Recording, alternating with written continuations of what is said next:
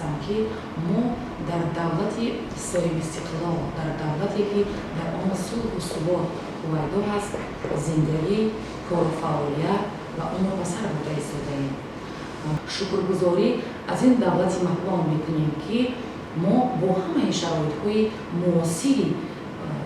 ба замони имрӯза ҷавобгӯ фаъолият карда истодаем. мо занону ҷавонон ба он шароитҳое ки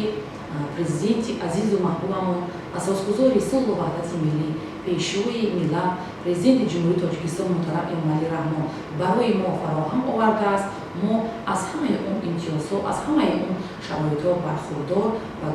то ба имрӯз гӯем ки муҳайё ҳастем. ман ҳамчун як зани бо маърифат, бо маълумот, модар ифтихор аз он мекунам, ки дар даврони соҳиби истиқлолӣ озодона ман кору фаъолият мекунам, озодона умр ба сар мебарам, озодона дилхоҳ ба давлате ки давлатҳои хориҷи кишвар ман агар сафар карда мебошам бемалол худ сафар мекунам ва бо анаҳамун либоси миллии тоҷиконаи худ, бо анаҳамун расму русум анъанаҳои миллати тоҷик метавонам ки дар дилхоҳ давлат рафта давлатамро муайян кунам. бигузор давлати азизу маҳбубамон, тоҷикистони